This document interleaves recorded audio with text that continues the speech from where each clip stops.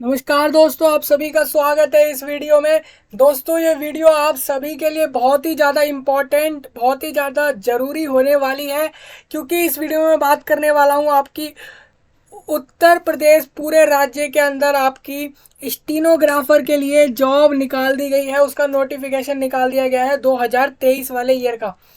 बहुत सारे कैंडिडेट ऐसे थे जो अभी तक वेट कर रहे थे उत्तर प्रदेश राज्य में स्टीनोग्राफर की जॉब के लिए, जिन्होंने उसकी क्वालिफिकेशन कर रखी है, एलिजिबिलिटी सब कुछ फुलफिल करके बैठे हुए हैं और सोच रहे हैं कि स्टीनोग्राफर की जॉब कब निकाली जाएगी यूपी गवर्नमेंट के द्वारा।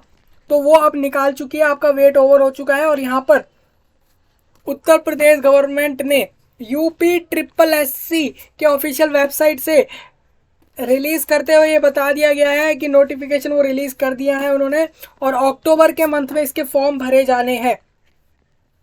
तो उसी से रिलेटेड मैं इस पूरे वीडियो में बात करने वाला हूँ। देखिए, जहाँ पे जो स्टीनोग्राफर है उसके लिए एलिजिबिलिटी क्या क्या होगी, एज लिमिट क्या होगी, सिलेक्शन प्रोसेस क्या होगा, सैलरी कितनी होगी, काम क्या होगा स्टीनोग्राफर का, और कौन कौन कैंडिडेट ऐसे होंगे जो अप्लाई नहीं कर सकते, कौन से अप्लाई कर सकते हैं, सारा कुछ मैं इस जॉब में आपको फॉर्म से लेके जॉब मिलने तक का पूरा प्रोसेस डिस्कस करने वाला हूँ।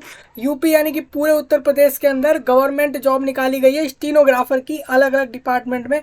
स्टीनोग्राफर क्या होता है उसके ऊपर भी हम डिस्कस करेंगे कि भाई स्टीनोग्राफर है क्या चीज़, हम इसमें कैसे अप्लाई करें, एक एक चीज़ डिस्कस करी जाएगी। तो सबसे पहले आप जैसा देख रहे हैं UP SSC यानी कि Uttar Pradesh subordinate selection commission की ऑफिशियल वेबसाइट है ये।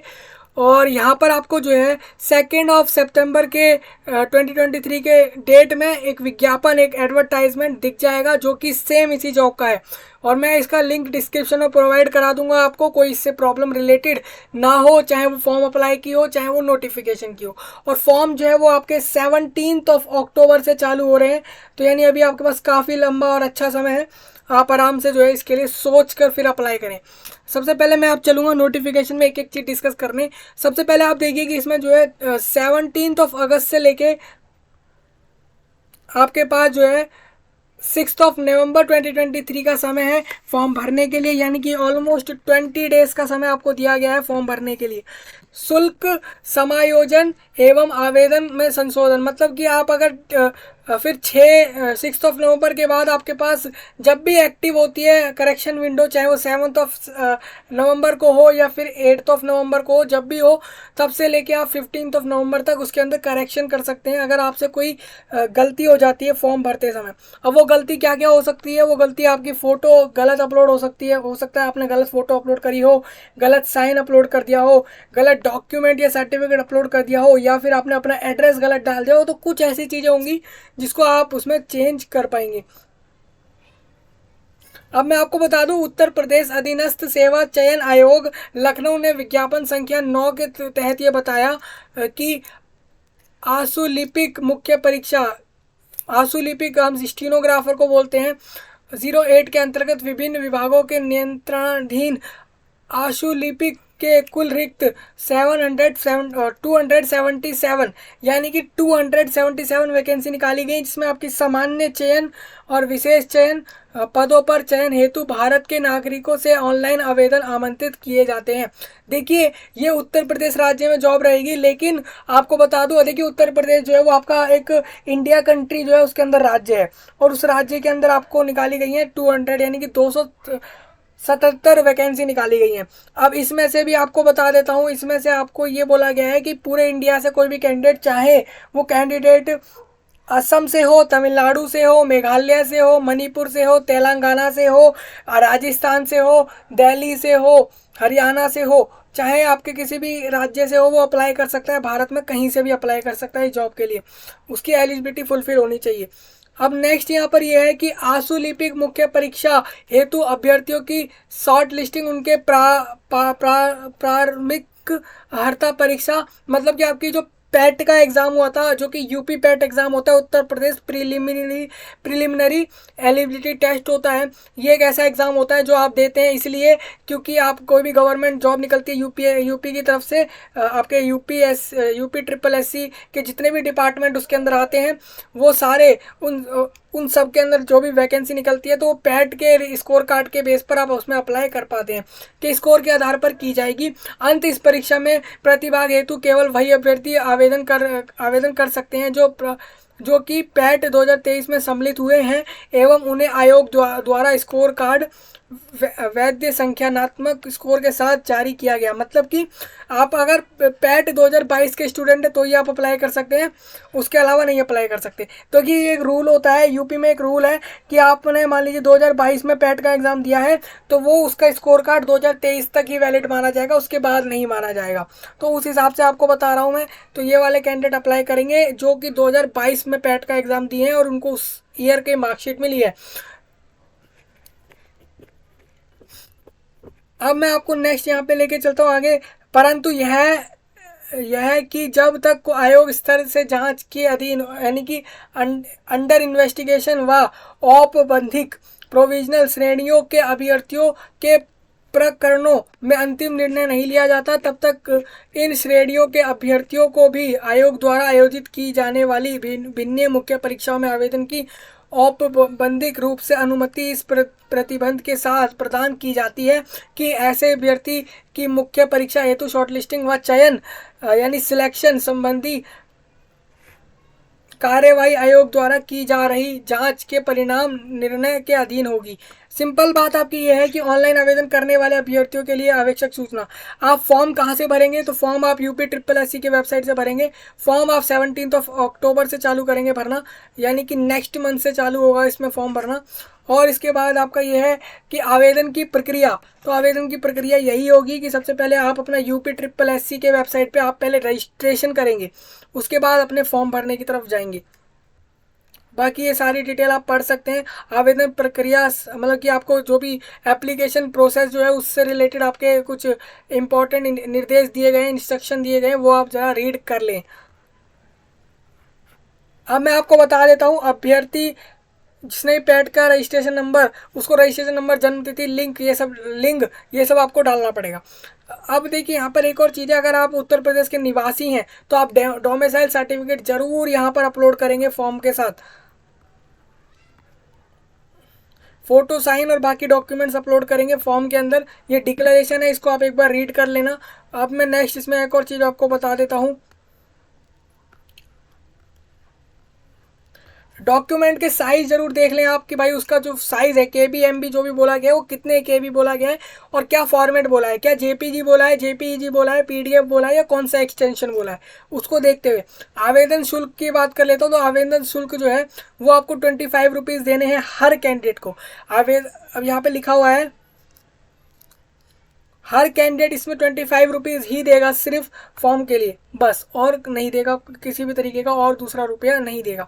मतलब सिंपल आपको 25 रुपीज़ ही देने हैं, चाहे आप UR से हो, OBC से हो या SC ST हो या कोई भी कैटेगरी से हो।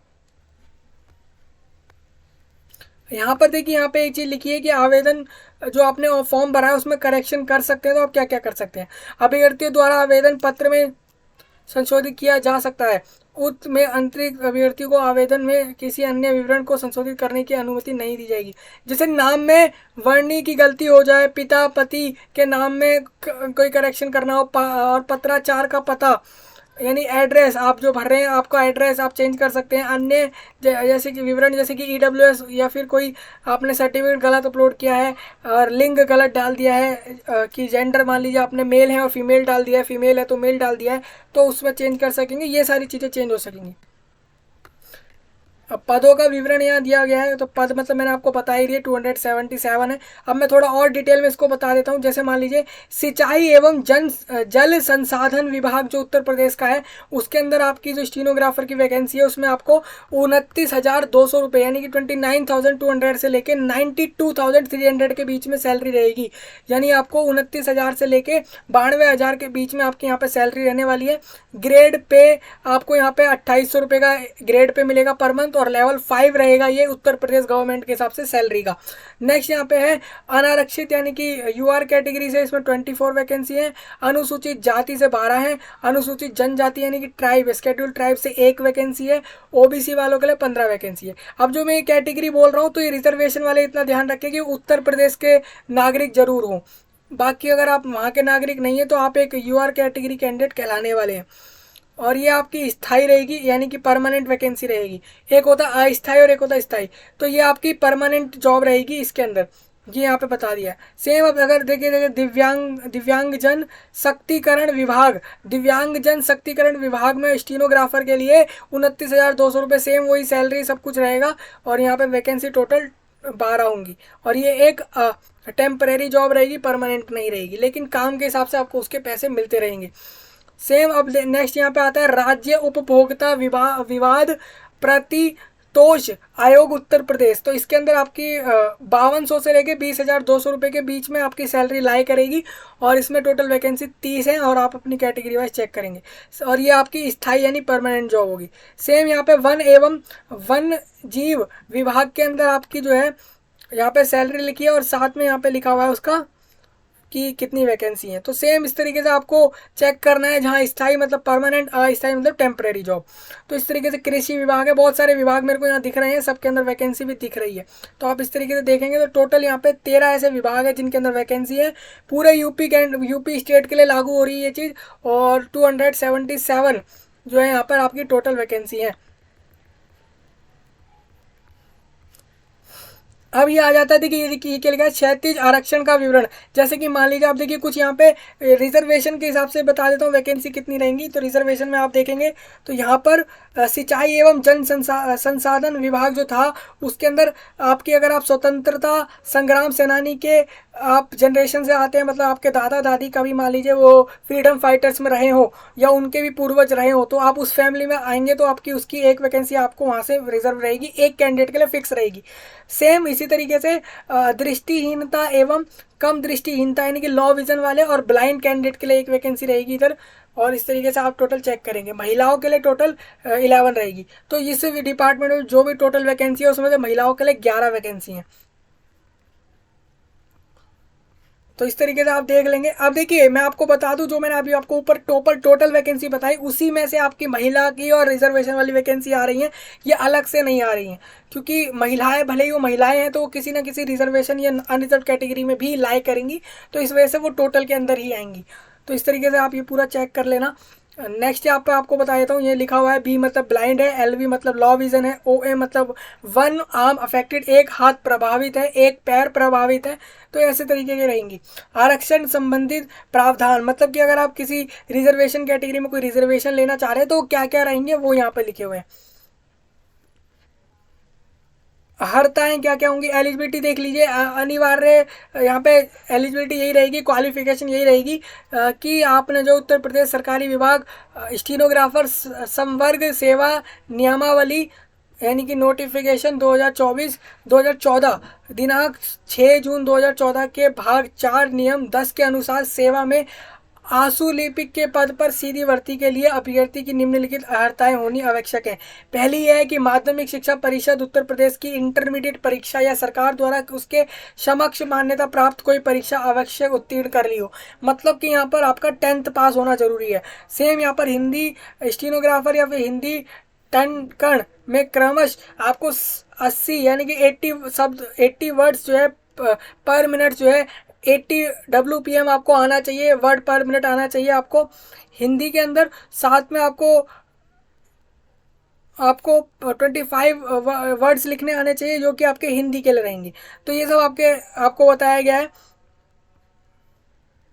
DOEACC सोसाइटी द्वारा संचालित CCC पाठ्यक्रम आवश्यक उत्तीर्ण की हो। तो ये 3 चीज़ें आपके लिए रहेंगी। और इसके अलावा यहाँ पर ये वाला जो दूसरा ऑप्शन है ये भी आप इसमें देख सकते हैं। अधिमानी अर्हताएँ आप देख सकते हैं यहाँ से। और नेक्स्ट में आपको आयु की बता देता हूँ, एज कितनी यहाँ पे मैक्सिमम जो है ले ली जाएगी। तो यहाँ पर 18 से 1 जुलाई 2023 को अगर कोई कैंडिडेट 18 का हो गया है या उसके पहले ही हो गया है तो वो अप्लाई कर सकता है। और 40 से वो कम होना चाहिए एज वाइज। चयन का आधार सिलेक्शन कैसे होगा, तो सिलेक्शन सिंपल सा प्रोसेस है कि आपने जो है सिलेक्शन का प्रोसेस देख लीजिए। चयन का आधार ये है, जो भी यहाँ पे वैकेंसी निकाली गई है आपका पैट क्वालिफाइड होना चाहिए, वही कैंडिडेट अप्लाई करेंगे, वो भी 2022 वाला, उससे पीछे का ना हो। लिखित परीक्षा हेतु परीक्षा योजना एवं पाठ्यक्रम। यहाँ पर एक रिटन एग्जाम होगा, तो उससे रिलेटेड मैं आपको बता देता हूँ क्या क्या चीज़ें हैं।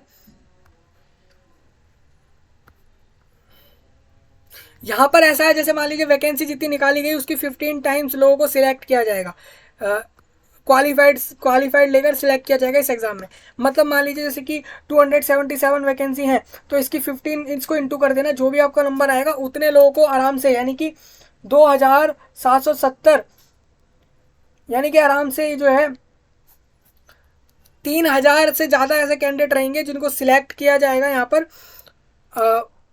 इसमें कट ऑफ के लिए, कट ऑफ लिस्ट के लिए जो कि क्वालिफाइड रहेंगे उनका इंटरव्यू लिया जाएगा, फिर उसमें से कैंडिडेट को हटाया जाएगा। मैक्सिमम लेनी उतनी वैकेंसी है।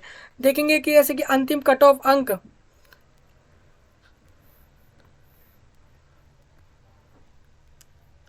यदि परीक्षा एक से अधिक पालियों में होती है तो वहाँ पे नॉर्मलाइजेशन लगाया जाएगा, और एक 15x टाइम जो है कैंडिडेट को सिलेक्ट किया जाएगा इस पोस्ट के लिए।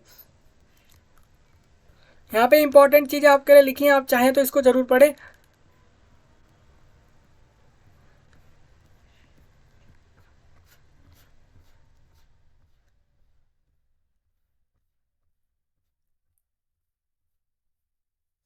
अब देखिए ये आपका आ जाता है परिशिष्ट उत्तर प्रदेश के अनुसूचित जाति के लिए जाति प्रमाण पत्र, यानी कि ये आपके कैटेगरी वाला जो होगा अनुसूचित जाति SC कैटेगरी के लिए ये सर्टिफिकेट सबमिट होगा।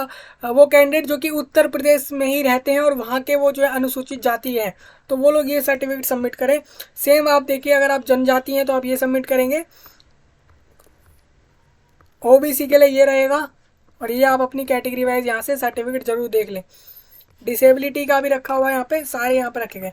यही सेम फॉर्मेट में यही सर्टिफिकेट आपको प्रिंट कराना है और इसी को भर के सबमिट करना है फॉर्म के अंदर। और लास्ट डेट यहाँ पर मैंने आपको बता दी थी कि 6 नवंबर को लास्ट डेट है फॉर्म भरने की, और आप भरें, इसके लिए अप्लाई करें। तो मैंने आपको बता दिया, यहाँ पे स्टीनोग्राफर की जॉब है, अलग अलग डिपार्टमेंट में है, सैलरी और एक एक चीज़ डिस्कस हो गई है। जो भी इंटरेस्टेड कैंडिडेट हो वो अप्लाई कर सकते हैं, और हम आपसे मिलेंगे आप नए टॉपिक में। तब तक के लिए आप सभी का धन्यवाद।